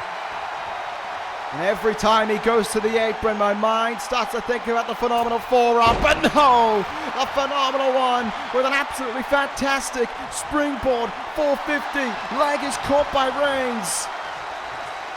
And a shot on clothesline from the world champion takes him down. Reigns now to the second rope. Has he maybe played the waiting game? Has he taken enough offense that he has exhausted AJ Styles, and now he can use it to his advantage? Wait a minute, no way. Reigns from up high. Oh my God, no, went for a double axe handle. Styles moved out of the way. Reigns able to come down on his feet. Damage may have been done. Styles looking for a power bomb, maybe a pile driver. But Reigns stops it. Neither man able to capitalize on the outside there, but it's Reigns who sends Styles back in the ring here. This is crunch time now in this World Heavyweight Championship matchup. This is where you have to check within it. These are these championship rounds. Only one man is going to leave with the world title, and right now, either of them could be about to win it. Styles needs to look for the Phenomenal Forearm. Reigns needs to look for the spear. Wait a minute, Styles on the outside here, calling Reigns to his feet. What has Styles got up his sleeve here for Roman Reigns? Torture rack. Sit-out bomb on the outside. And will the damage have been done there? For AJ Styles' advantage. Back in the ring we will go now. Styles lining up Reigns and splashing down on him. Down on the back of the champion. Didn't get all of the splash he wanted, but got enough of a splash to keep Reigns down on the mat. But you could just see how much this match has taken out from AJ Styles here. How slow he was to get up to his feet. But Reigns coming back to counter quickly as well. Electric chair again, and Reigns trying to angle it so that Styles' head would bounce off of the turnbuckle there.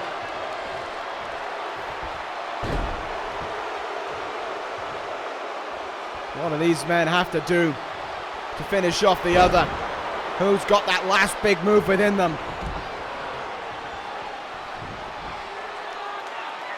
I believe we've been over 15 minutes in this World Heavyweight Championship match now, and it could go either way. Oh! Styles sending Reigns face first into the apron with absolutely no love lost there. Styles now setting it back into the ring. He might believe that he's concussed Roman Reigns. Styles, he's calling him in. He's going to look for it. Phenomenal forearm. Incoming. Superman punch.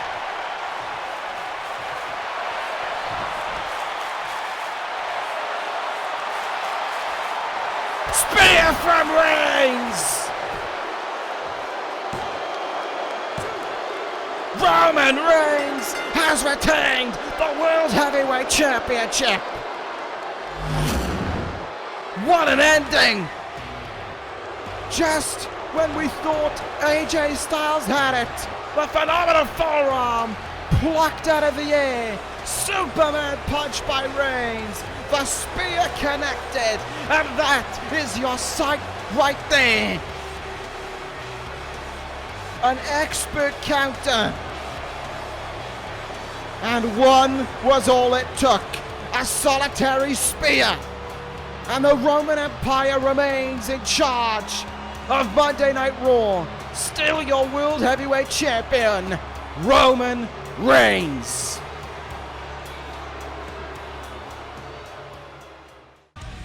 But now, folks, it is time for the main event of the evening here at Hell in a Cell. It's not about titles, not anymore.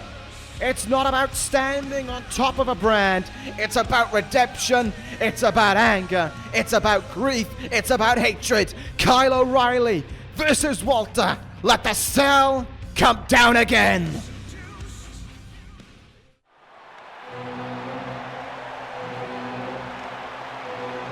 And get ready for what will be closer to a fight than a match. And the first man out this evening, the man responsible for this bout, Ring Kampf, heading towards the ring. Cast your mind back to No Way Out, when Kyle O'Reilly was one move away from being World Heavyweight Champion. Walter appeared. We still do not know why, but he walked out to the ramp. He looked into the eyes of Kyle O'Reilly, and just like that, O'Reilly's hopes of being world champion were gone. Walter laid out O'Reilly and Reigns, but it was the damage that he did to O'Reilly that didn't sit within the man who had just been taken out of being the World Heavyweight Champion. Walter's continued to be a thorn in the side, has continued to stab at Kyle O'Reilly. He cost him the chance to be on Team Raw Survivor Series. And finally, Kyle O'Reilly snapped, demanding a match with Walter inside of the Hell in a Cell. Sting granted the match, and with it signed Walter to the Monday Night Raw brand. And twice the show has closed with these two men throwing bombs at one another in a sea of hatred. But for this man, the hatred is much deeper within his blood as Dallas rises to its feet for Kyle O'Reilly. This is not just about a grudge. This is not just about wanting Walter in the Hell in a Cell. This, as I've said twice to tonight, is about redemption for No Way Out. Kyle O'Reilly said it himself. He's glad to be in the main event, but there is one thing missing. One thing that Walter took away from him. The World Heavyweight Championship. Beating Walter tonight, it won't bring it back. It won't make him the World Heavyweight Champion, but it will give him that redemption. And the final words we hear from Kyle O'Reilly on that evening: Walter, I am going to beat the shit out of you. There is not even an emblem of respect in this match between two men who have nothing but respect for the sacred grounds of the squared circle. This is going to be a war in every sense of the word. This is a match worthy of the confines of the Hell in a Cell. And here we go, folks. Walter, Kyle O'Reilly, let hell commence. And they just stared down in the ring Months of pent-up anger on both sides, and O'Reilly will let loose. Here goes Kyle O'Reilly, right from the get-go. O'Reilly sweeps a leg out from Walter, but Walter doesn't even come off his feet. There's a chance of Walter subside. The war begins, and listen to the chops from Ringkampf. There's no opportunity at a title once this match is over. Not that I believe that either man will be able to stand all that well once this matchup is over. You can just see the hatred in Kyle O'Reilly, and every move that he hits, all he wants to do is pummel Walter. He wants to make him pay for No Way Out. Off the ropes, Walter couldn't get what he wanted for. Goes for it again here on O'Reilly. And now German suplex onto O'Reilly early on. Leaves Riley scarpering back up to his feet here, clawing onto the ropes to bring him back to a vertical basis. Walter is in early on here, looking to decimate Kyle O'Reilly, sending him into the cell wall.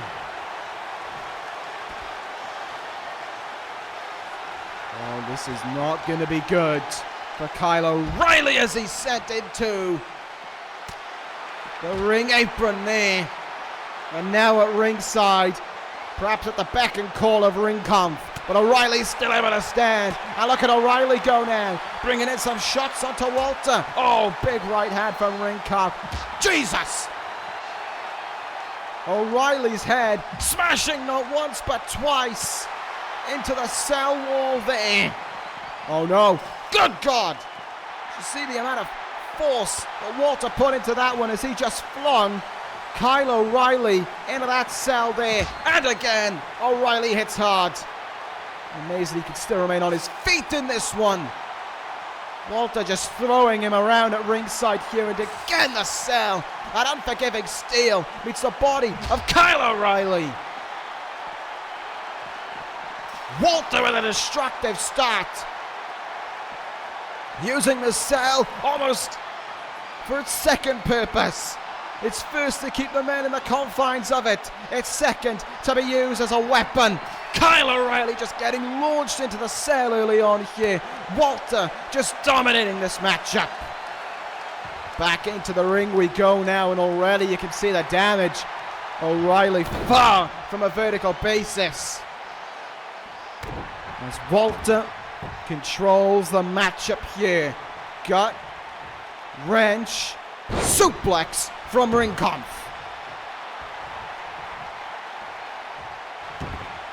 Look at Walter now, just expecting O'Reilly to stand on a vertical basis here. The ego and the confidence from Walter. So easy to see. Into the turnbuckle he goes. Look out now. German suplex from Walter. O'Reilly grasping onto his head, but I'm not even sure he knows where he might be right now. Walter came out of the gates, and O'Reilly has been on the receiving end of a beatdown ever since we went to the outside.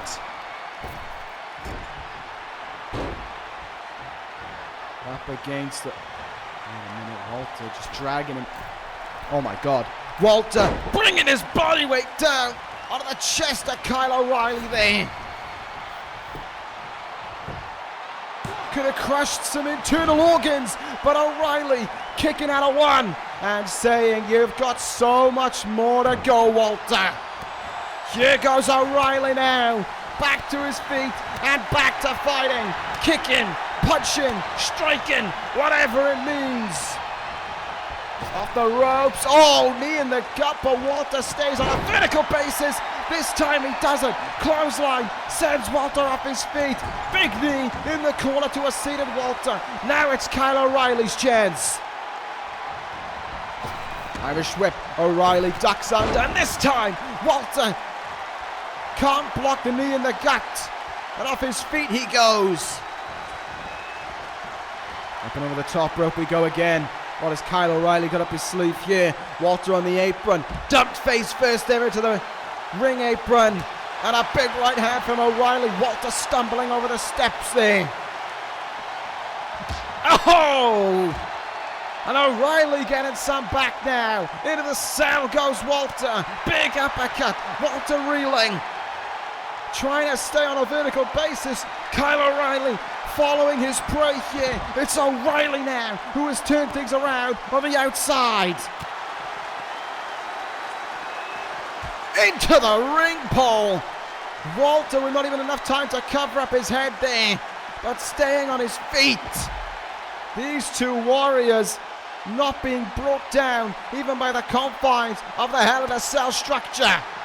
Nice right hand from O'Reilly. Headbutt as well. Walter going into the cell wall there. Kyle O'Reilly now sending him headfirst into it again. Walter stumbling around. Might not even know where he is right now. Kyle O'Reilly sending him headfirst and grating the head of Walter.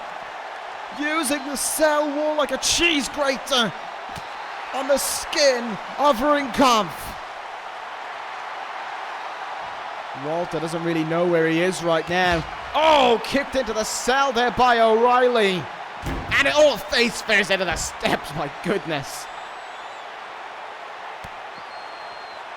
I said this was going to be closer to a fight than a match, and so far the majority of the match has gone on between that area, between the cell and the ring.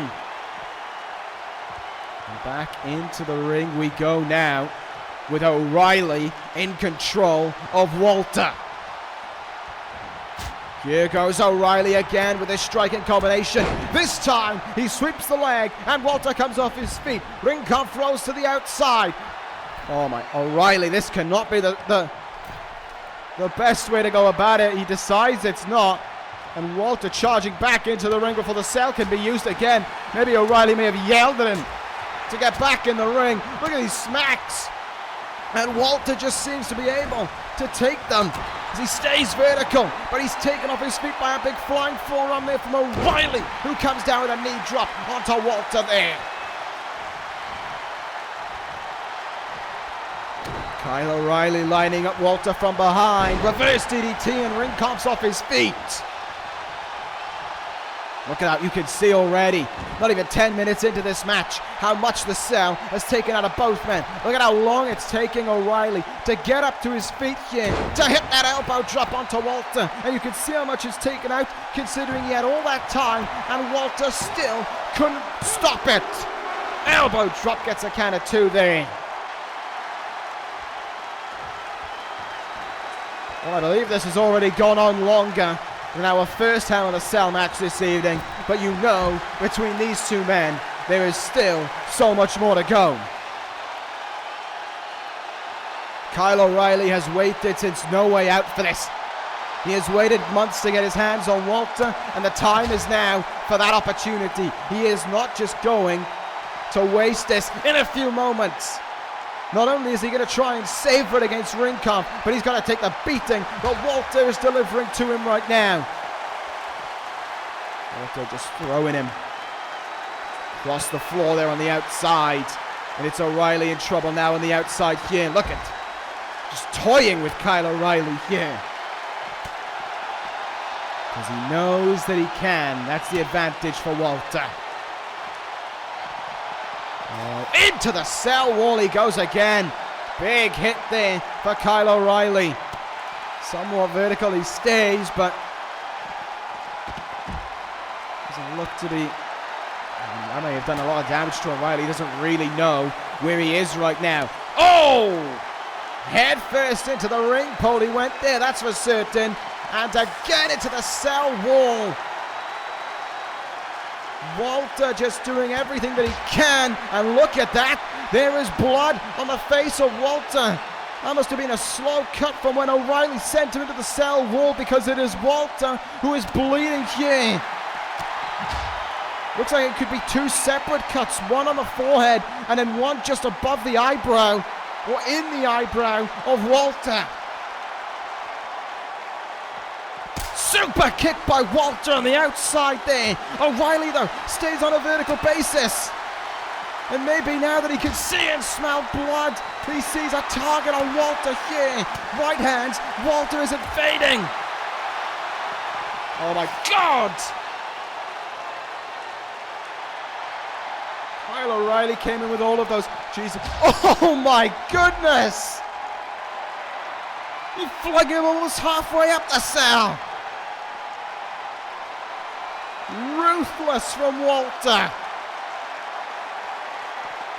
And again, O'Reilly is sent to the cell. It's hard to believe, after all the punishment O'Reilly's taken, that it's Walter who's the one who's bleeding within this cell, not O'Reilly.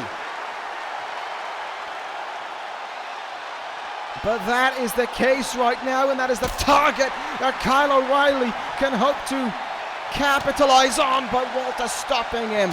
The walkway between the cell and the ring has been the favorite of these two men.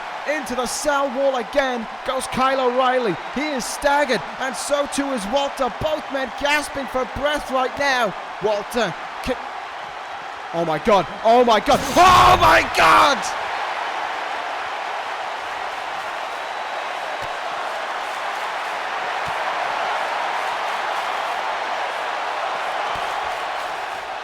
A powerbomb to the cell wall.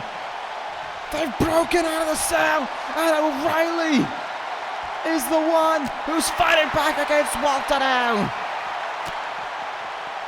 He just took a powerbomb through steel to the thin padding on the outside, and he is telling Walter to fight him. Look at the blood now on the face of Walter. It is not looking good for ring comfort at all. O'Reilly with a knee in the gut here. Forearm shot from him as well. Walter not coming off his feet. O'Reilly though throws him to the floor. Oh my god. Oh, do you have a death wish? Kyle O'Reilly, do you have a death wish? He is scaled halfway up the cell. Walter not up to his feet just yet. Now he's getting up to a vertical basis, and O'Reilly is going to climb to the roof of the Hell in a Cell. I don't even want to speculate how far up in the air that is. All I know is that it is too far. He's just walked into the middle like it's nothing, and Walter is following him up there.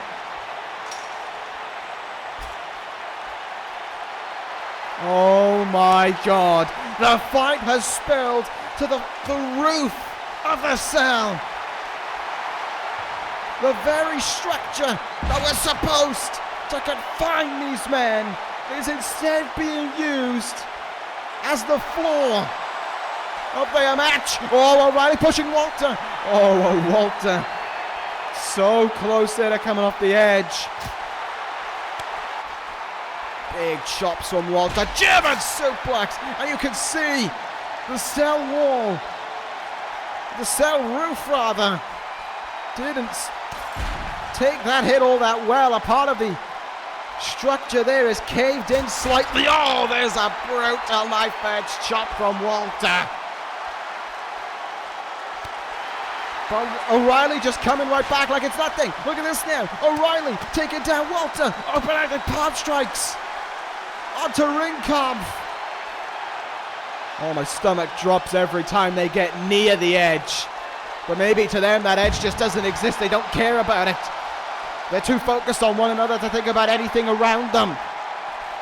O'Reilly striking in again on Walter. Sweeps the leg out from underneath them. The referee is powerless to stop them. All he can do is just watch. Just like the rest of us, he is a spectator here. Oh, O'Reilly able to stop himself in time. Looks like he hit the deck on purpose there to make sure he wouldn't go over the edge. No, Walter looking for a powerbomb. Walter looking for a powerbomb, maybe on the roof of the Hell in a Cell. Has him all the way up, hurled him there, and now Walter with incredible strength holds on for a triple bomb.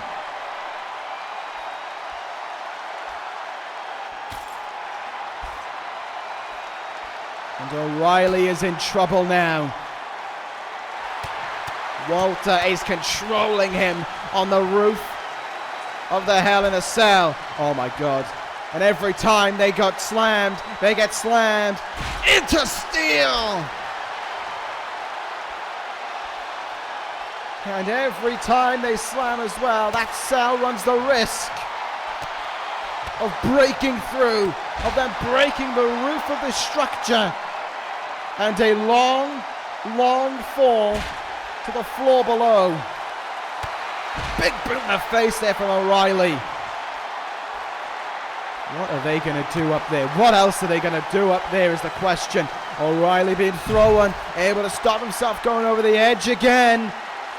Such dangerous territory these men are in. Trading chops with one another. O'Reilly not taking any more of Walter's hits. He's going to dish them out of his own. Oh, but Walter stops him, throws him down. And O'Reilly almost going over the edge again. Oh, what a chop from Walter. O'Reilly stumbling. No way! German suplex! But O'Reilly, I thought he was going over for sure then. But if he didn't go over, he certainly crashed into the Hell in a Cell. What is Walter going to do now? Oh, what a smack from Walter. And Walter, oh my God!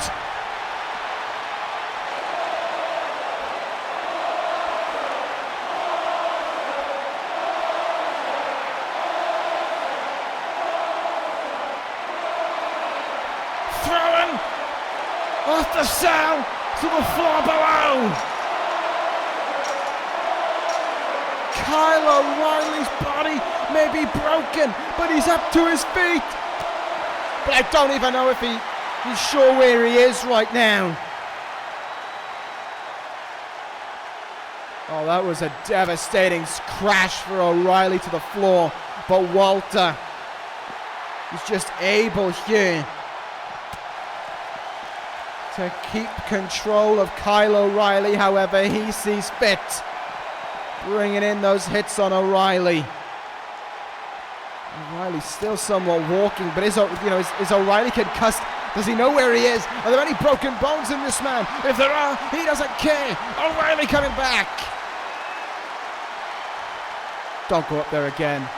Kyle, for your own sake, don't go up there again. Wait a minute, no. O'Reilly walking away from Walter here. I think he might be planning on going back in the ring here, or at least inside the cell. Is that what he's looking to do? It is. O'Reilly heads back into the broken panel. Walter can look at him, a brief break in the action here from both men, as Walter now has to walk around the cell to get back into it. Kyle O'Reilly, meanwhile, going under the ring, grabbing a steel chair here. And it seems if Walter is willing to join him. There's a table. O'Reilly with a table being brought into the ring now. Walter with a baseball bat. They are loading the ring with any weapon they can find under the cell. One more chair for good measure brought in by Walter. And the fight can continue now in what has become a scrapyard of a wrestling ring. O'Reilly with a big hip toss. And a huge forearm shot takes Walter down. We are near 20 minutes into this matchup. But still these men have so much more to go with one another. Still O'Reilly has so much more vengeance to extract. So much more redemption to seek on Walter as he clatters him across the head with a steel chair and again into the ribs. This is for no way out. This is Kyle O'Reilly letting his anger loose here. Once more across the head. I don't even know if Walter can see it with the crimson mask that is in front of him. Open-handed palm strike. And a big elbow into the chest. Oh no, is Walter thinking powerbomb? No, he's got a kendo stick in his hands now. And he smashes it across the head of Kyle O'Reilly. Walter, now he's the one with a chill. Oh my God. Are you kidding me? He's been thrown off the cell. He's been powerbombed through a wall. He's had a steel chair in his face. And O'Reilly is still getting up to his feet as if to say, please sir, can I have some more? O'Reilly just will not stay down in this matchup. Oh no. Oh no. But Walter might be about to make sure that he does. Walter has O'Reilly in. Power bomb through the table. 1, 2. O'Reilly kicks out at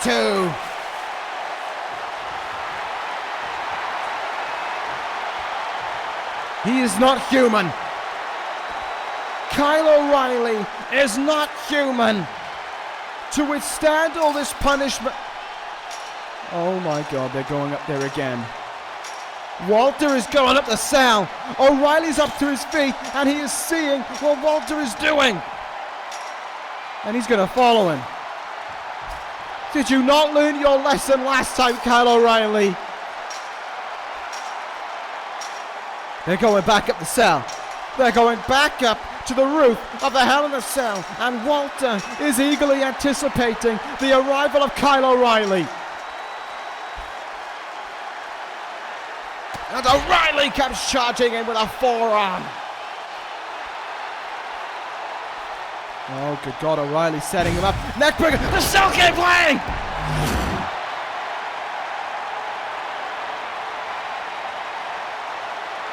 The Cell roof gave way! Walter goes through the cell!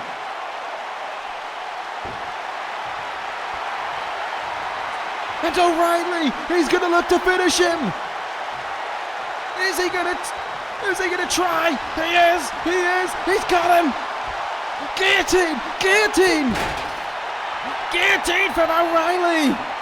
A guillotine on Walter! Will Walter have to tap out? Will the Cell be Kyle O'Reilly's tale for redemption?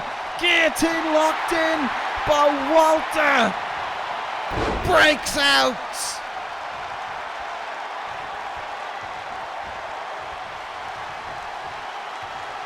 I can't believe what I am seeing. The wall has given way, the roof has given way, but these men's bodies have not given way.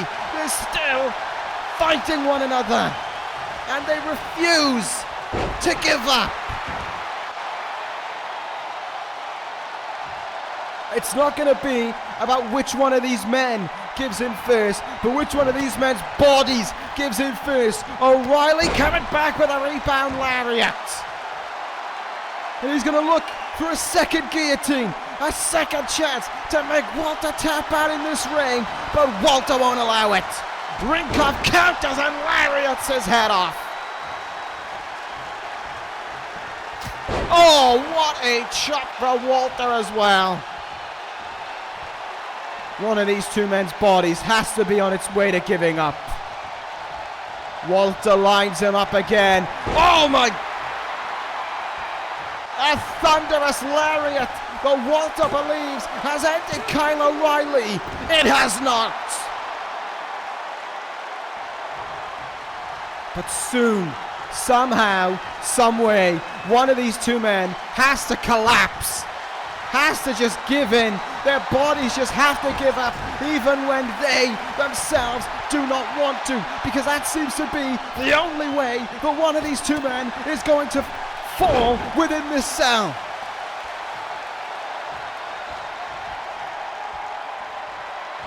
But who will it be whose body will collapse first? Oh my God, look at the strength of Walter here. Walter calling, sizing up O'Reilly. O'Reilly might not know where he is. Running knee from Walter.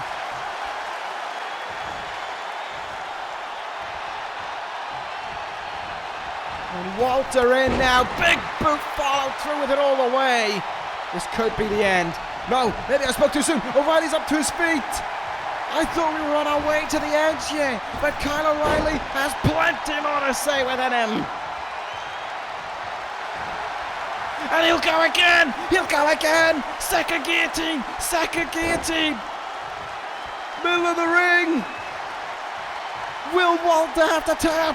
Will he have to tap to the guillotine? O'Reilly squeezing with everything he's got, but Walter breaks the hold again. Steel chair in hand. Oh, into the gut of O'Reilly. And a DDT down onto it. Walter is ready to finish this. And this is where the body of O'Reilly may give way. Power bomb from Walter.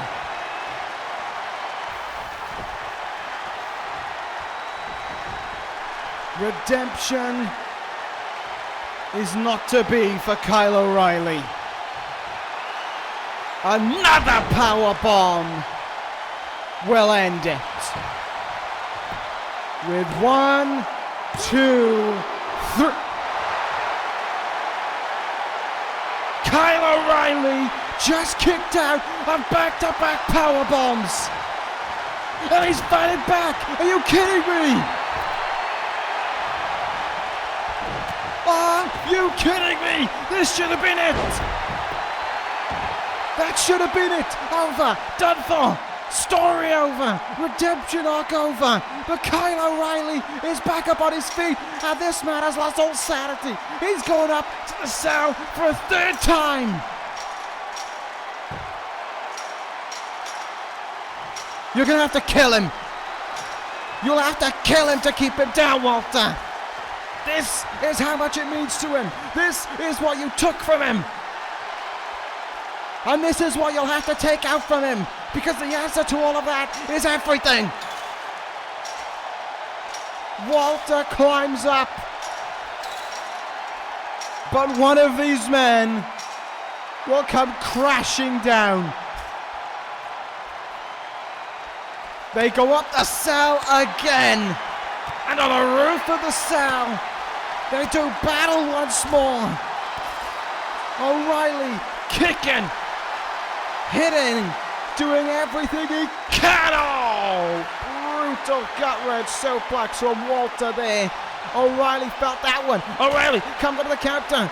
Here we go, kicking the gut. Might have been thinking chasing the dragon. Walter just clotheslined his head off instead.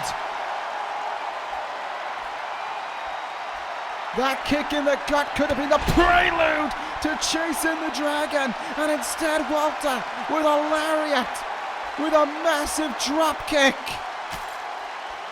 And now he has him in, he has him in. A choke, a Kakina clutch. A Kakina clutch on the roof of the cell. The match can't end on the roof of the cell, but Walter could make it as good as over if he wanted to. It is locked in, and O'Reilly is fading with it. And Walter finally releases the hold, but the damage is done. Kyle O'Reilly might be out cold. Oh my God, Walter has him up on his shoulders. Walter, what are you going? Oh my God!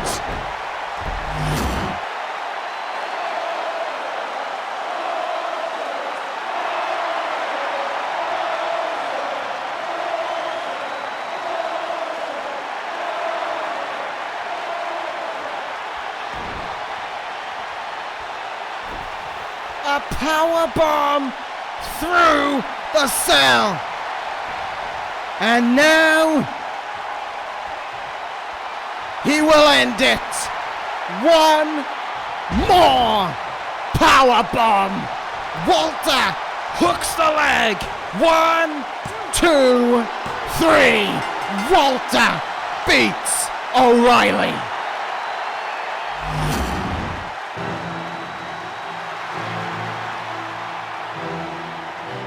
I said it would be a fight. I wasn't prepared for this. Everything was tried. Everything was thrown. But in the end, a power bomb through the cell. And one more for good measure. Your winner is Ring Kampf. O'Reilly hunted for redemption, but it never came. The lives of these men have been changed forever, but your winner is Walter.